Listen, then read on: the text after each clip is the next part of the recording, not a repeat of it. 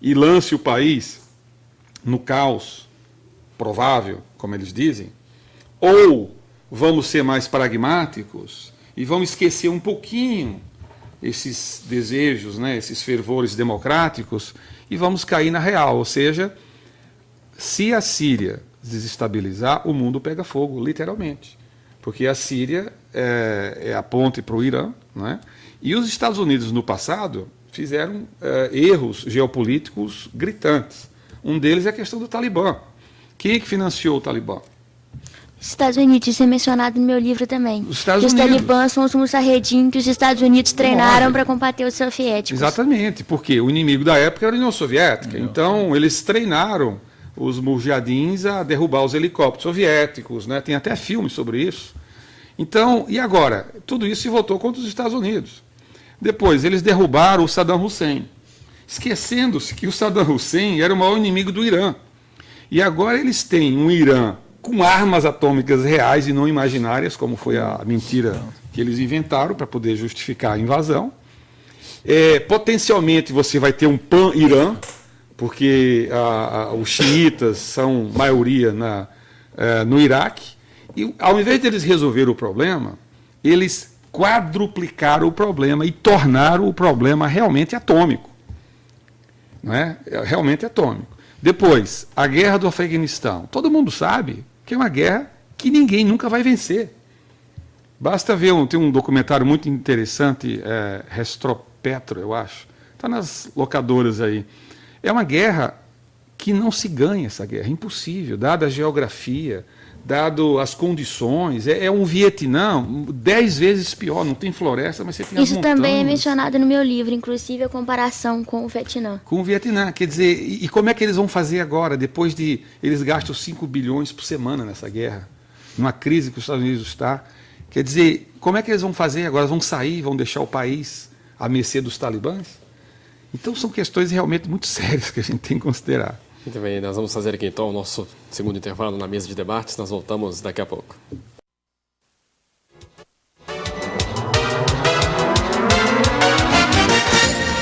Estamos de volta com a mesa de debates pela TVE Juiz de Fora. No programa de hoje estamos fazendo uma ponte entre ficção e realidade. Estamos falando sobre o livro Salam, da autoria de Flávia Stefan, que narra a história de um resgate de um soldado norte-americano no Afeganistão, e também falando das possíveis consequências dos conflitos no mundo árabe que começaram em dezembro do ano passado. Os conflitos que começaram após uma onda de protestos por melhorias na democracia. E Flávia, a gente comentava aqui nos bastidores, né, opinião sua a respeito, né, dessa onda de protestos, e aí, Orlando, a gente comentava também, né, para somar a tudo isso, a questão da criação do reconhecimento do Estado palestino, do pagamento da dívida pública norte-americana. Você vê uma solução no fim do túnel, uma solução para essa crise, né, entre esses conflitos?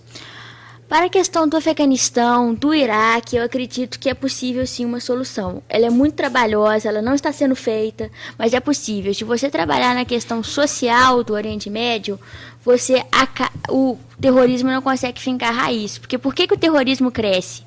As pessoas são pobres, mal instruídas, miseráveis, os parentes delas morreram, elas não têm nada a perder. São pessoas sem nada, que só têm a religião. Quando você perdeu tudo, a ideia de um paraíso vira... Aliás, essa é a parte de todas as religiões na história. Foi o que a Igreja Católica fez na Idade Média, para as pessoas não se revoltarem. Então, o fundamentalismo religioso pode ser combatido, não matando terroristas. Matando terroristas, para cada um que você mata, surge mais 10. Agora, o conflito árabe-israelense, especificamente, eu não vejo uma solução para ele, não no futuro próximo, sendo o futuro próximo, as próximas décadas. A questão de Israel e da Palestina não tem como. Enquanto os dois existirem no mesmo lugar, é como se você está querendo colocar duas nações inimigas completamente distintas no mesmo lugar. Isso nunca vai ter uma solução pacífica. Não digo nunca, corrigindo, mas não nas próximas décadas, não no futuro próximo. E o bom é que eles querem o mesmo lugar, né? Ô, Flávio, mas fala um pouquinho do título do seu livro. Salam... Chegar o que significa e como chegar nisso. O título provisório do meu livro era Sanguinário Afeganistão, não era Salam. Salam significa paz em árabe. Mas não é esse o motivo do livro. Dentro da história, que eu não posso contar para não estragar o final, existe uma explicação para o título Salã, está contida na história. Mas no final Mas essa da história... paz, então, você não consegue ver e nem... Não consigo, porque esse livro não é sobre o conflito árabe-israelense, esse livro é sobre a guerra do Afeganistão. Porque eu não consigo visualizar uma possibilidade de paz nas próximas décadas, no próximo século, para o conflito árabe-israelense. Proposta, eu tenho um livro em andamento que só está com 157 páginas sobre o conflito árabe-israelense. Mas esse é sobre a guerra do Afeganistão. A guerra do Afeganistão tem solução. Não do jeito que está agora. Do jeito que está agora, os Estados Unidos estão entre a cruz e a espada. Eles não podem sair de lá. Porque se eles saírem de lá, vai acontecer um novo 11 de setembro, porque eles estão muito mal conseguindo segurar os terroristas, então se eles saírem, vai acontecer. Eles não podem abandonar ao Deus Tará, porque isso vai se voltar contra eles. E eles também não podem ficar lá.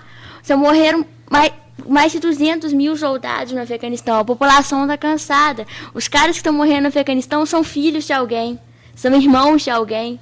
São todos americanos, então a população está de saco cheio. Então, os Estados Unidos estão entre a cruz e a espada. Ele não pode sair e ele não pode ficar indefinitivamente. Ele fez tudo errado. Eu não sou contra a guerra do Afeganistão, que isso fique bem claro. Não sou contra a guerra do Afeganistão. Sou a favor da existência do Estado de Israel. Só que está sendo tudo feito muito errado. Os Estados Unidos, na minha opinião, os Estados Unidos tinham o direito de entrar no Afeganistão depois do 11 de setembro. O Estado de Israel tem o direito de existir, só que eles estão fazendo tudo errado. Eles estão criando um monstro, estão alimentando esse monstro. E não sabem agora como conduzir essa história, né? Não, eles se meteram em uma situação insustentável. A questão de Israel, então, agora, com essas revoluções no mundo árabe, Israel está numa situação assim, que Israel, todo mundo vê Israel como muito poderosa, muito rica, e realmente é, mas Israel é um paizinho desse tamanho, engravado no meio do Oriente Médio, cercado de inimigos. É um país de 6 milhões de habitantes, dos quais cerca de 4 milhões são judeus, cercado por 200 milhões de inimigos. Então Israel está se colocando numa situação insustentável, assim como os Estados Unidos se colocou numa situação insustentável também. Eu só queria deixar bem claro uma coisa importante, que é o seguinte: o terrorismo é o maior inimigo do próprio Islã, que é uma coisa que as pessoas não enxergam. O terrorismo, os esquerdistas adoram defender que os Estados Unidos mereceram o que aconteceu, que o terrorismo é a manifestação de um povo que não teve outra forma de falar, que a única forma do povo árabe oprimido ter voz. Isso é uma visão muito bonita, mas muito falsa. O terrorismo faz muito mal para o Islã, porque as pessoas são preconceituosas, é do ser humano ser preconceituoso. Então, o que o terrorismo faz é que todo mundo veja todos os muçulmanos como terroristas. É que o Islã seja reduzido ao terrorismo. Então, o maior inimigo do Islã é o fundamentalismo religioso. Orlando? Não, eu acho brilhante as suas colocações, só que eu tendo a ser um pouquinho menos apocalíptico no que diz respeito à crise árabe-israelense, por duas razões. Em primeiro lugar, se você considerar o protagonismo europeu nessa primavera, nessa revolta, você vê que a Europa ela teve no passado recente, uma síndrome, que eu digo síndrome de Iugoslávia. Ela tardou muito em intervir no conflito, houve a chacina brutal, e isso manchou a credibilidade moral da Europa. Em segundo lugar, a Europa é um gigante econômico e um anão político. E, obviamente, esse anão, sobretudo na pessoa do presidente francês Sarkozy, ele se arvora agora em protagonista político de peso. E com o consentimento dos Estados Unidos, que eu diria chegou numa fase de esgotamento militar, econômico total. Os Estados Unidos não têm a mínima condição, do ponto de vista militar, do ponto de vista econômico, de abrir uma nova frente num desses países do norte da África. Por isso que, praticamente, ele passou essa obrigação para a OTAN, encabeçada pela Inglaterra e pela França. Agora, com relação... Então, o que nós temos aqui? Nós temos um cenário onde o imobilismo pode levar há uma catástrofe humanitária muito grande. Então, aqui você tem o peso dos princípios dos direitos humanos, os princípios éticos, né, morais, que sempre foram relegados a segundo plano na política real, na política pragmática dos interesses. Você tem pela primeira vez, talvez nos últimos 20 anos, aonde a balança dos valores conseguiu superar a balança dos interesses. Que obviamente não quer dizer... Mas ele supera ou exatamente pelo medo do reflexo obviamente, econômico, aí eles têm que se vejam obrigados a partir para o lado social. Não, sem dúvida. O objetivo, na verdade, lógico, ainda continua sendo o econômico, mas sabe que o econômico é atingido. Os países europeus, os Estados Unidos, está diretamente atingido nesse momento e não sabe o que fazer. Não, eu não estou colocando em termos de dicotomia, ou. O que eu estou dizendo, o que eu quero realçar, é que por que os Estados Unidos resolveram fazer alguma coisa? Porque a OTAN ela relutou até as tropas de Gaddafi chegar a 60 quilômetros de um massacre. Porque, no último momento, obviamente, porque era interesse não intervir. Mas o fantasma da Iugoslávia pesou mais forte. Quer dizer, nós vamos deixar esse povo, né, essa população ser trucidada por ela própria. Eu só gostaria, com todo o respeito, que o senhor tem uma formação que eu estou longe de ter ainda, eu discordo da parte que os Estados Unidos não podem sustentar a guerra economicamente.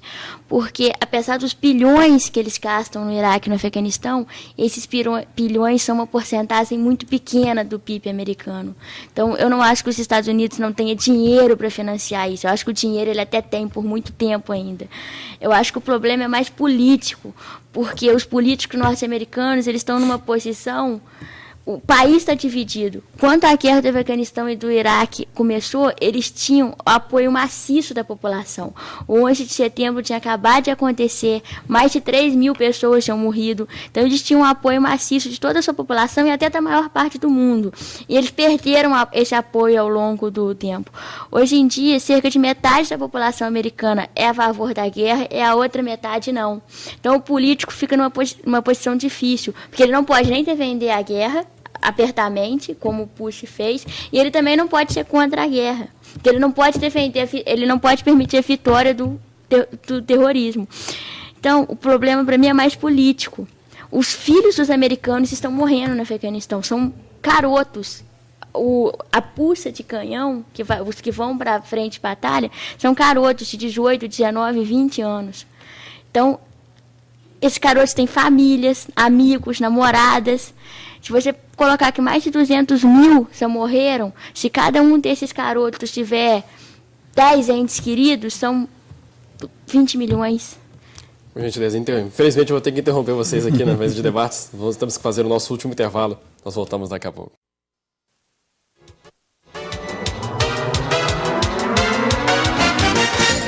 Retornamos com a mesa de debates pela TVE Juiz de Fora. No programa de hoje falamos sobre as possíveis consequências dessas revoltas que aconteceram, que acontecem ainda na região árabe. Orlando, a repercussão no Brasil, como você analisa o papel do país frente a esses acontecimentos? Eu acho o seguinte, Marcelo, que o protagonismo do Brasil ele vai entrar, sobretudo, via reconhecimento do Estado palestino, que foi feito recentemente. Porque, de acordo com os analistas internacionais, a ONU deve convocar uma Assembleia Geral até o final do ano, onde o Estado palestino será oficialmente reconhecido, a partir das fronteiras de 1967, anteriores à guerra, portanto. E isso, obviamente, não há condições de veto, porque vai ser uma decisão em Assembleia, então não vai para o Conselho de Segurança, né? E isso vai modificar completamente o cenário internacional, porque o atual governo Netanyahu de Israel é terminantemente contra. Já houve uma mudança histórica de posicionamento dos Estados Unidos com o discurso do Barack Obama em maio, quando ele claramente definiu os critérios, e os critérios são as fronteiras anteriores a 67. E isso representa um transtorno, uma revolução interna no próprio Estado de Israel enorme, dados os assentamentos, você vai ter que deslocar populações inteiras, etc. Então, obviamente, o Brasil, me parece, pode